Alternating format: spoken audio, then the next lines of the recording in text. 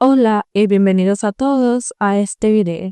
Hoy vamos a conocer dos compuestos muy importantes en química orgánica y en biología, las aminas y las amidas. Te explicaremos qué son, cómo se clasifican y nombran, cuáles son sus propiedades principales y sobre todo cómo están presentes en procesos esenciales de QEQMA.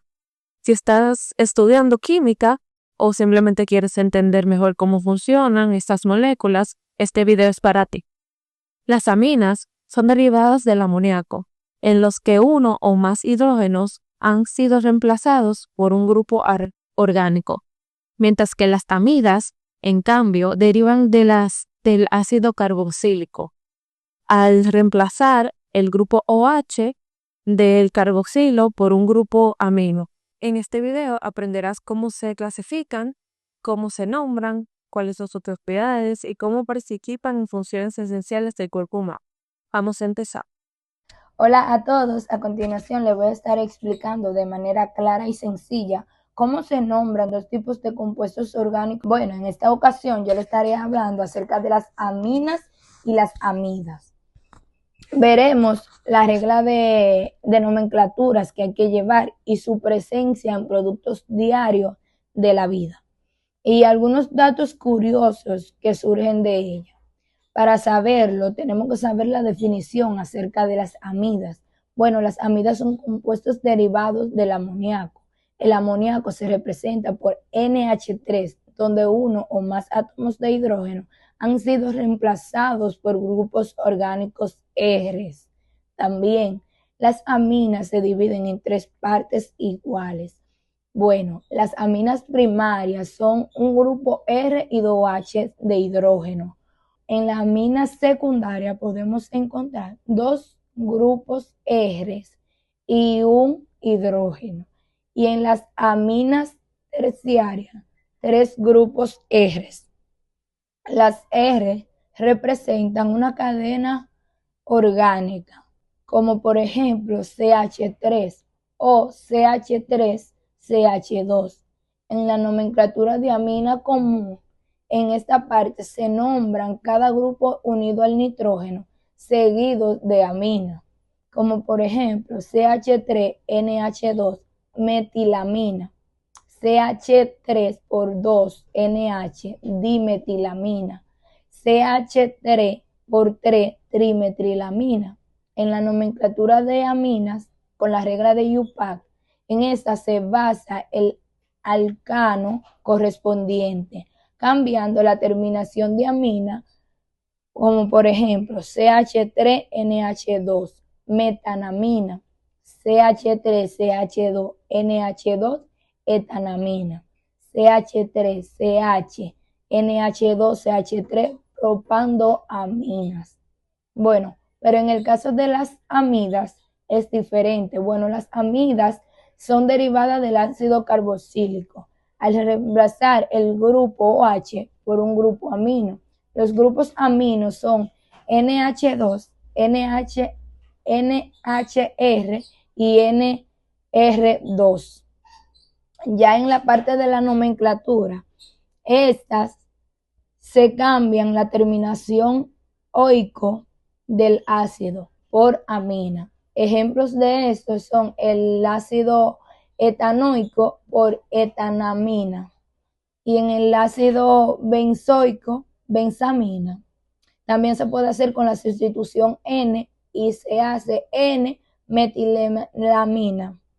Ejemplos y datos curiosos sobre esto: que la trimetrilamina es un mal olor igual al del pescado podrido. En la acetamina se encuentra en los cometas a la entrada y la salida. Y con el paracetamol, que ya sabemos que es un medicamento y esta tiene grupos amidas. Ya para recordar y tenerlos claro para nombrar las aminas y las amidas, podemos decir que las amidas se nombran por grupos R y el tipo de sustitución. Y en el caso de las amidas, se derivan de varios de ácidos carboxílicos que terminan en amidas. Estas se encuentran presentes en medicamentos y alimentos y organismos vivos, es decir, lo vemos en la vida diaria. Bien, continuando con esta parte de las aminas y amidas, continuaremos explicando sobre las propiedades físicas y químicas de ellas. Iniciando por las aminas, recordando que son compuestos derivados del amoníaco, donde uno o más átomos de hidrógeno han sido reemplazados por cadenas de carbonos, alquilos o arilos. Por ejemplo, la metilamina, una amina primaria, y la dimetilamina, una amina secundaria. Hablemos del estado físico. Las aminas son más pequeñas, como la metilamina o etilamina, lo que quiere decir que serían gases o líquidos volátiles. A medida que aumentan los carbonos en la molécula, se vuelven líquidos o sólidos. Con respecto a la solubilidad, las aminas pequeñas son solubles en aguas porque tienen un átomo de nitrógeno con un par de electrones libres, lo que les permite formar puentes de hidrógeno con el agua. Pero si la cadena de carbono es larga, se vuelven menos solubles porque predomina la parte no polar. Por otra parte, el punto de ebullición.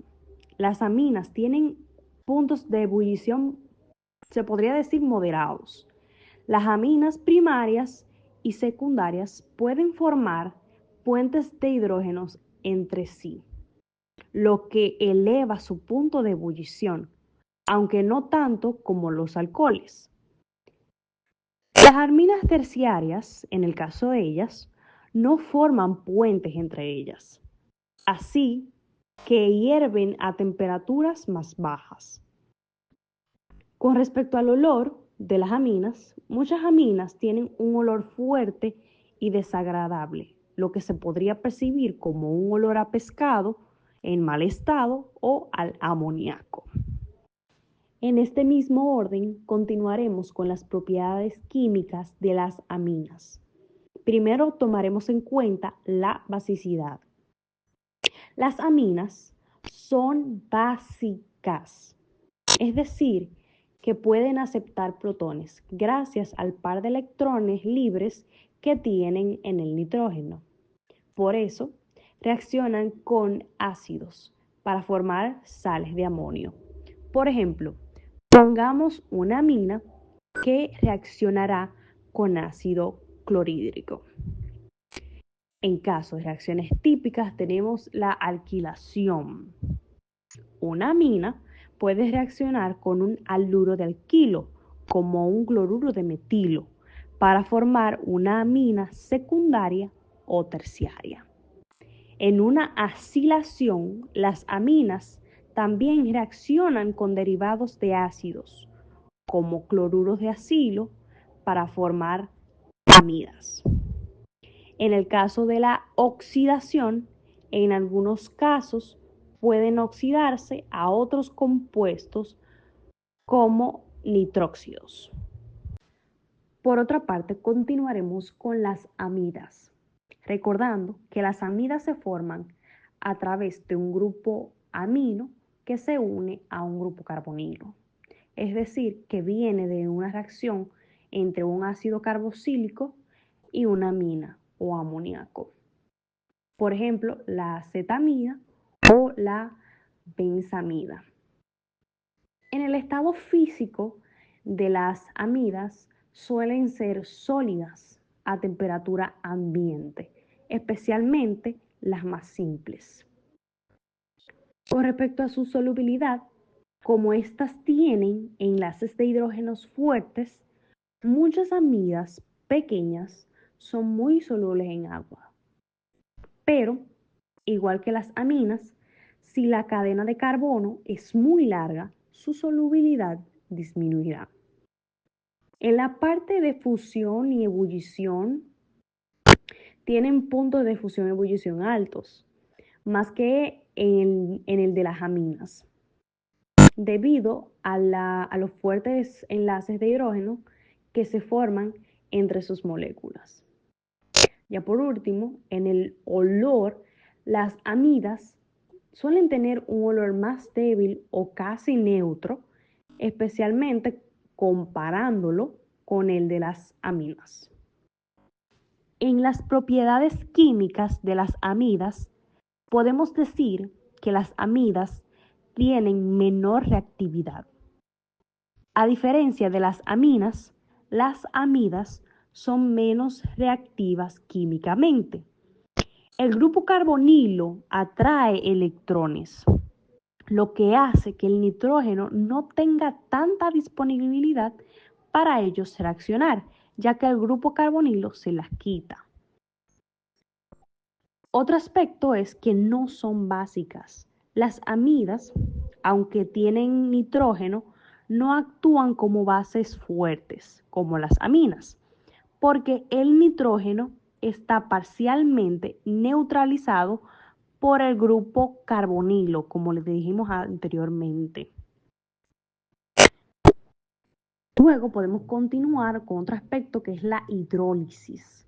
Las amidas pueden reaccionar con agua, especialmente si hay calor y un medio ácido o básico. Esta reacción se llama hidrólisis y rompe la amida en un ácido carboxílico y una amina, o sea, a su estado original antes de ser una amida. Reacciones en sistemas biológicos. En primer lugar, tenemos lo que serían las aminas en el sistema biológico. Primero tenemos los neurotransmisores. Las aminas biógenas son moléculas derivadas de aminoácidos que actúan como neurotransmisores en el sistema nervioso. Un ejemplo de esto sería la dopamina, que es la que controla el estrés, el movimiento, la motivación y el placer. También tenemos la serotonina, que regulan el estado de ánimo, el sueño y el apetito.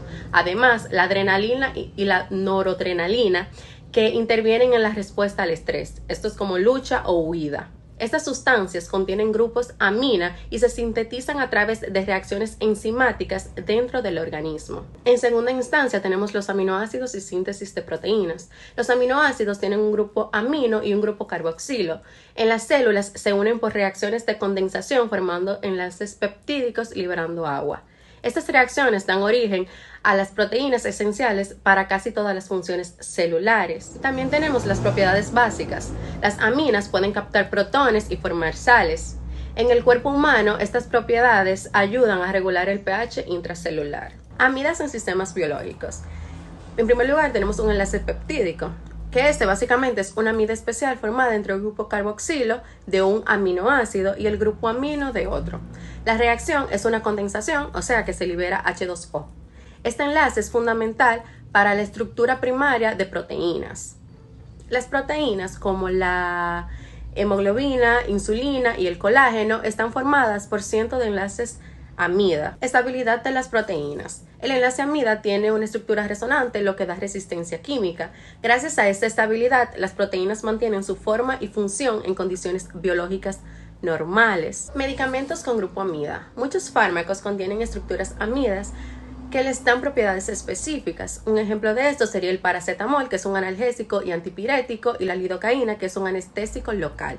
El grupo amida influye en la forma en la que el medicamento se une a las proteínas y en cómo se metaboliza. Para cerrar, repasemos lo más importante. Aprendiste que las aminas derivan del amoníaco y se clasifican en primarias, secundarias y terciarias, según cuántos grupos orgánicos reemplacen a los hidrógenos. También viste que las amidas derivan del ácido carboxílico y tienen una estructura clave de compuestos orgánicos. Además, expresó sus propiedades y cómo se nombra en la química orgánica. Si entendiste estos puntos, ya tienes una buena base para seguir avanzando. Gracias por acompañarnos y no olvides repasar para que quede todo claro.